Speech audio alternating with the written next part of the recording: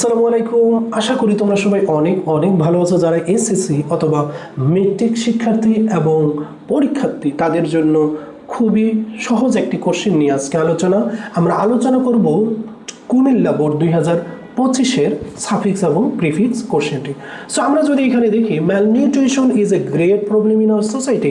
আমাদের সমাজের মধ্যে অপুষ্টিহীনতা অনেক বড় সমস্যা, অর্থাৎ পুষ্টিহীনতা কি অনেক বড় একটা সমস্যা। ইট ইজ বিকজ, এটার কারণ, hour common people are very often, আমাদের সাধারণ মানুষগুলো প্রায় বেশি পরিমাণ কি সচেতন না অসচেতন?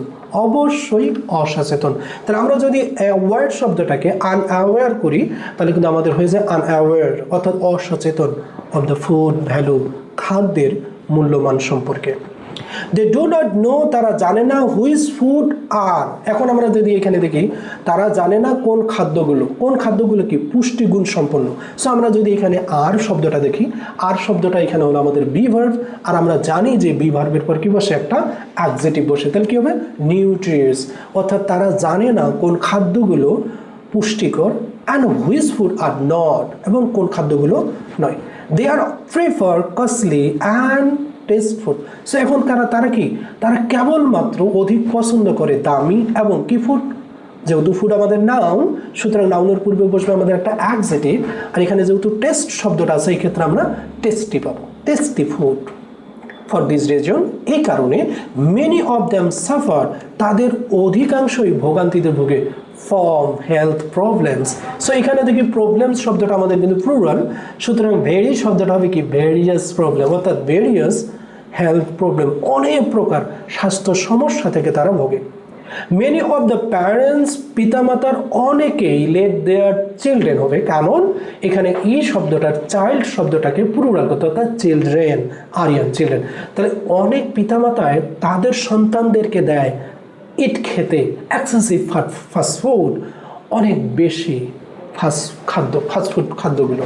অ্যাজ এ রেজাল্ট, ফলে চিলড্রেন গেট, অর্থাৎ শিশুরা কি হয়ে যায়?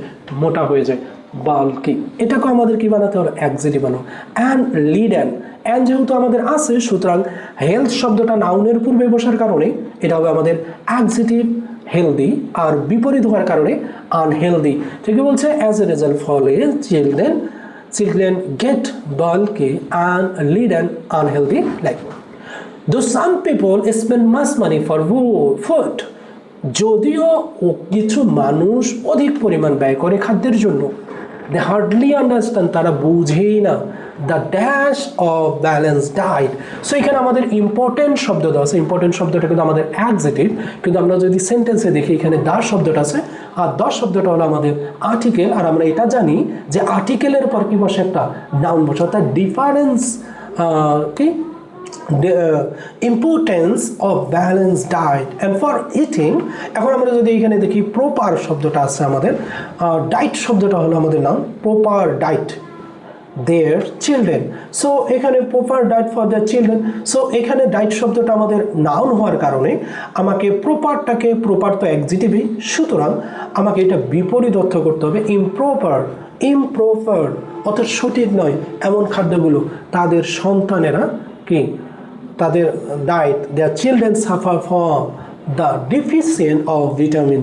সো এখানে দা শব্দটা আমাদের আছে এই ডিফিসিয়েন্ট শব্দটার পূর্বে, যেহেতু ডিফিসিয়েন্ট শব্দটার পূর্বে আমাদের দা আছে, সুতরাং ডিফিসিয়েন্ট শব্দটা হবে নাউন, অর্থাৎ ডিফিসিয়েন্সি অফ ভিটামিন। ডিফিসিয়েন্সি শব্দটা হলো কমতি of vitamin, mineral and other element of foods, and for this reason they can not enjoy a healthy life. So আমরা যে অর্থগুলো দেখি, they hardly understand the importance of balance diet, and for eating improper diet their children suffer from deficiency of vitamins, minerals or other elements of food, and for this reason they cannot enjoy a happy life. Okay, thank you. দেখা হবে পরবর্তী ক্লাসে।